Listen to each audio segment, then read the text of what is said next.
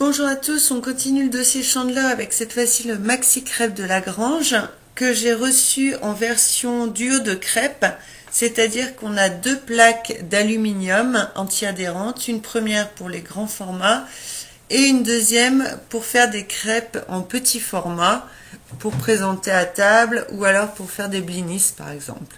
Donc on a un thermostat qui va de 0 à 5 avec un petit voyant pour montrer si l'appareil fonctionne ou non.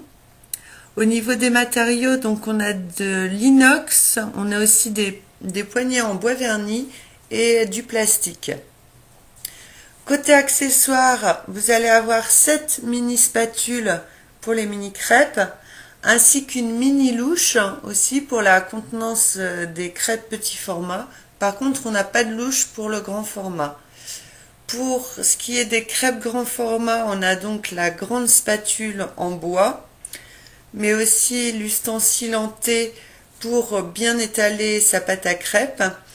Et chez Lagrange, on vous propose également un petit bac en plastique qu'on peut clipser sur le côté, dans lequel on va reposer la spatule et l'ustensile en T, et dans lequel on peut ajouter de l'eau pour éviter que le roseau accroche à la pâte.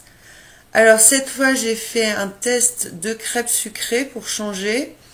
Chez Lagrange, même si la plaque est anti-adhérente, on conseille quand même de mettre un peu d'huile pour améliorer le phénomène anti-adhérent.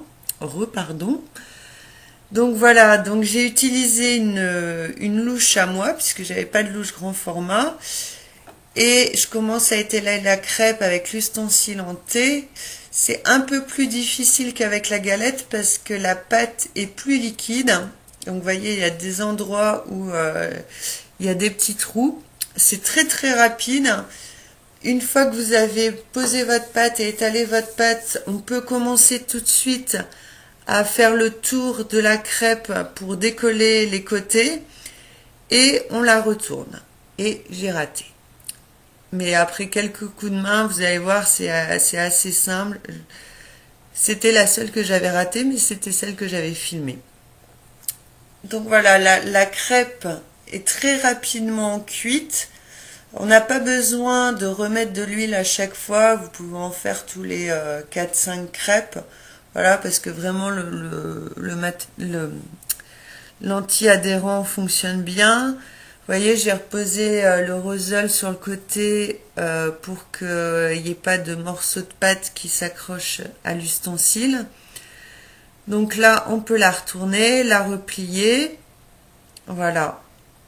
Et ça fait une crêpe plutôt sympa, grand format, dans laquelle on peut ajouter ce que vous voulez, du Nutella, du miel, de la cassonade, etc. J'ai fait également un test avec les crêpes petit format. Donc là, la même chose. On met un peu d'huile. Alors, j'ai fait ça à la fin du préchauffage. Je vous l'ai pas dit, mais ça dure environ 8-10 minutes pour que l'appareil soit préchauffé.